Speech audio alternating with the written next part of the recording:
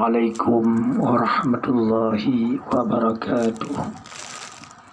Alhamdulillahirabbil alamin wal 'aqibatu lil muttaqin wala udwana illa 'alal zalimin.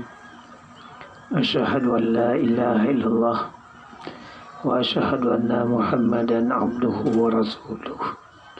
Allahumma salli wa sallim wa barik ala sayyidina Muhammadin wa ala alihi wa sahbihi wa azwajihi wa zurriyatihi ila yaumiddin.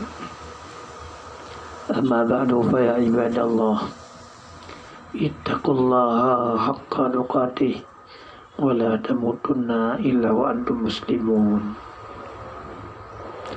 Dengan hanapannya mukaddimah, ulun tuan Abi Lampisang,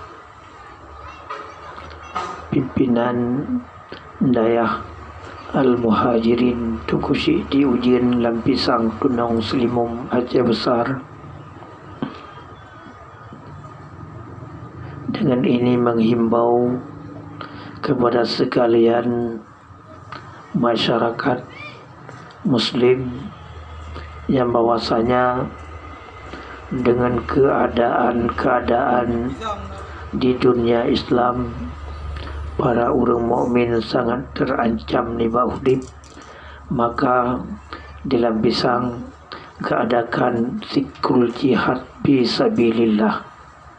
Kamu menghimbau, kamu mengharap supaya malam Jumat tiba awal bulan dalam tahun Masehi,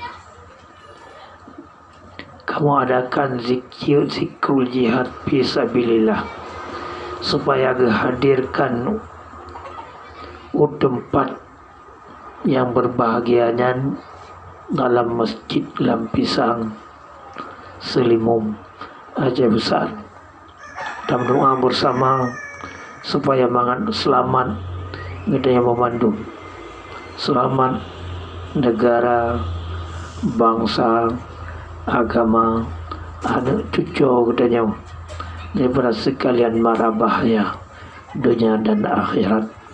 KHI gejak si bulan 3, gejak dalam 2 bulan 3, KHI gejak dalam 2 bulan 3, gejak dalam 2 bulan 3, HI dalam 2 bulan 3, gejak dalam 4 bulan 3, HI dalam 4 bulan 3, gejak dalam 5 bulan 3.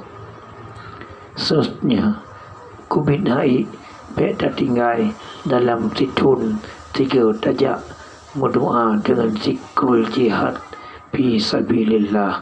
Dan berdoa dengan cara kompak, dengan cara kebersamaan, mudah-mudahan untuk diterima oleh Allah Subhanahu wa ta'ala.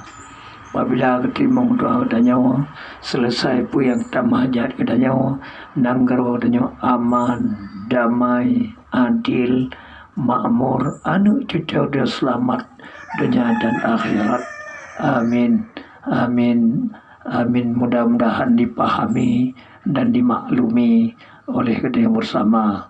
Wabillahi taufiq wal hidayah. Assalamualaikum warahmatullahi wabarakatuh.